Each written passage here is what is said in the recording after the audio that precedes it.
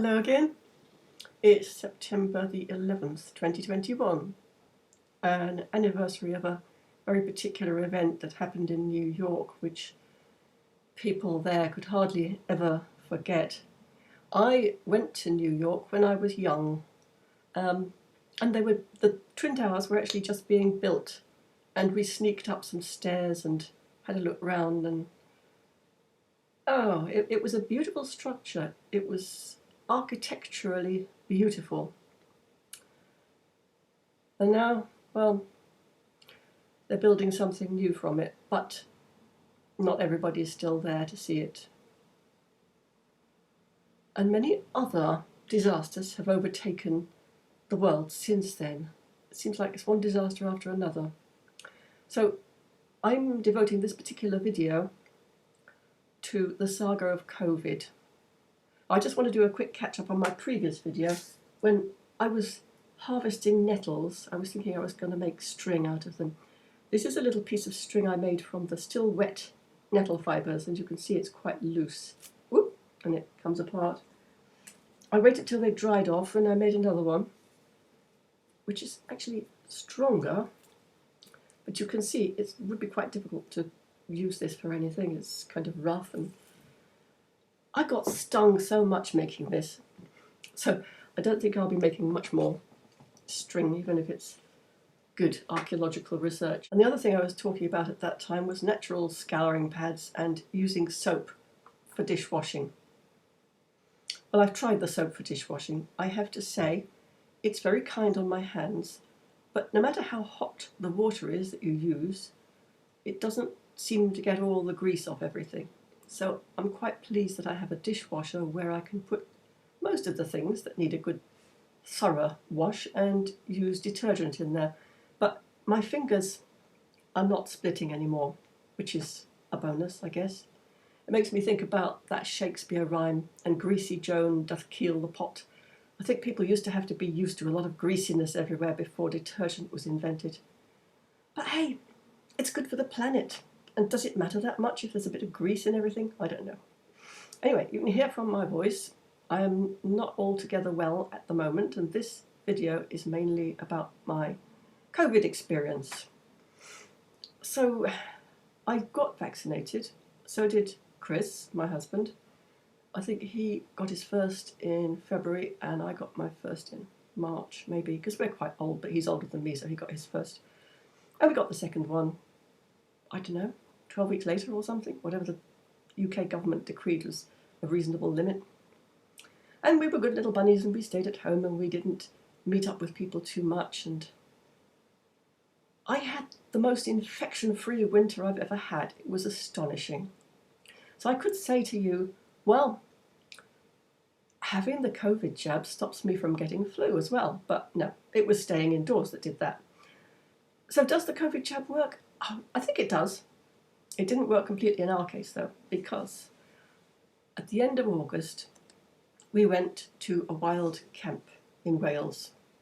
There were about 250 people at this camp, all staying in their own little tents or buses and congregating in various structures which had been set up over the years by the guy who runs this thing.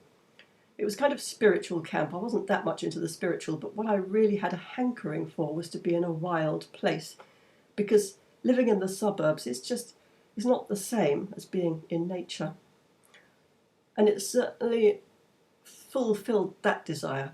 It was a hidden valley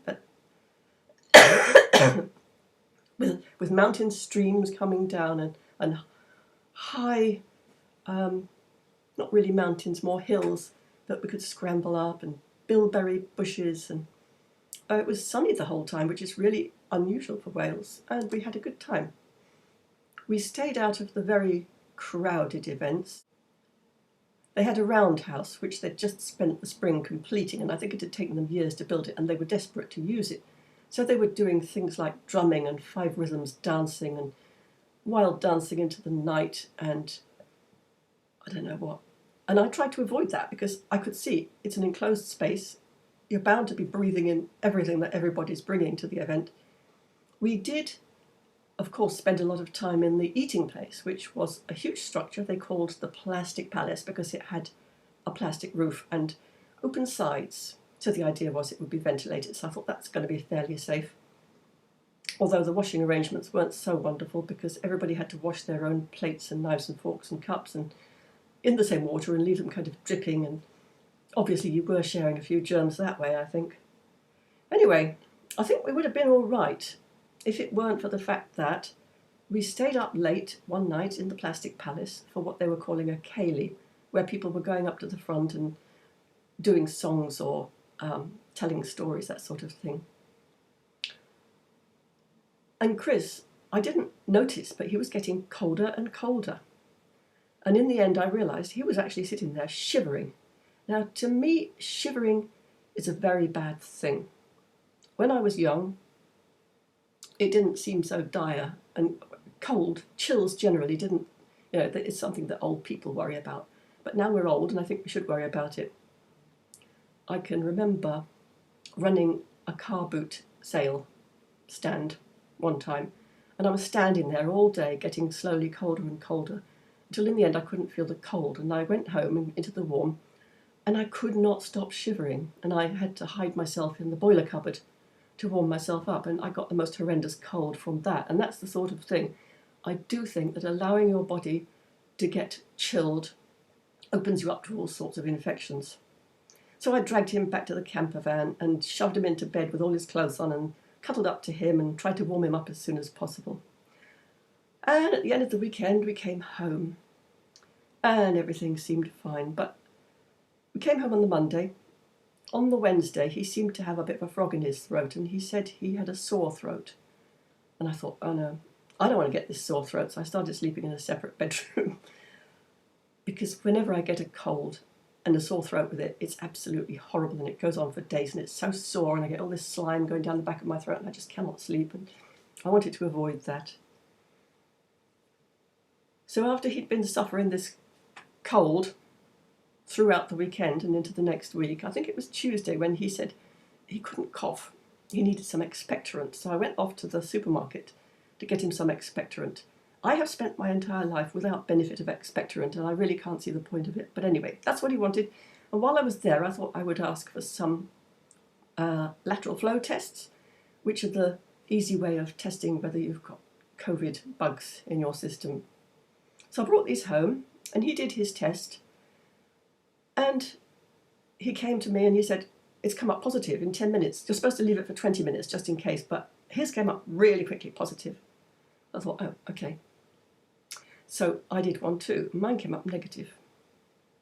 But I took him along to the testing station to do a PCR test, which is supposed to be more reliable. He did that, we came home. Next day I thought, actually I should get a PCR test too. He got his test and it came back positive, so I went off and got one as well. Next day, mine came back positive. So we both got COVID, and I think he got his before me. He got his while he was being chilled. And then because I was in the same house with him for a week, breathing in all his germs, I got it as well. And the point is, we were both vaccinated, double vaccinated. If we had not been double vaccinated, I'm not sure I would even have gone to that camp. But I had thought, probably okay. We'll be careful. And so far, we haven't got any very severe symptoms. We haven't got the breathing symptoms. We had a bit of a heavy chest, but not short of breath, and none of the all-over body pains and sweats and chills that people have reported getting from COVID. And yeah, it's quite a relief to find that I can still run up the stairs. I have got a cough. The thing is, the government is continually telling people, watch out if you have a new continuous cough. Now, what is a continuous cough? I have a cough, it's not continuous, it's just like a bit irritable now and again. And Chris the same. So I think it's a bit misleading what the government tells us. So apart from the cough, it's kind of a continual runny nose. It's not like a cold in that we've got higher fevers than a cold would give you, and it's not like a cold in that it doesn't go to a bacterial infection and give you lots of green snot running out your nose. But you do have a runny nose, as we've experienced it. So I got my first symptoms on Wednesday this week, Thursday, Friday, Saturday. So it's only 4 days actually, though it feels like forever. I've had a reasonably high temperature, not excessively high. It was 38.6 Celsius. Now it's gone down to 38.1. And I'm still wanting to rest all the time. So I'm giving in to the impulse and spending a lot of time looking at interesting YouTube videos. Chris is getting a bit better than me, I think. He's had it a week longer than I have. But it is a bad illness, even so. And I would strongly recommend that everybody get the vaccination, because I think that's what prevents you from getting the life-threatening symptoms. It's what everybody says, and I have no reason to suppose that it's a government scam. All those scientists have been working selflessly to produce these vaccines for the good of humanity, and it's really ungrateful of us not to take advantage of them. So anyway, that's it for now. I'll post an update in a few days, and if I don't, you'll know I'm dead, but I don't think I will be dead. So we'll see. Bye.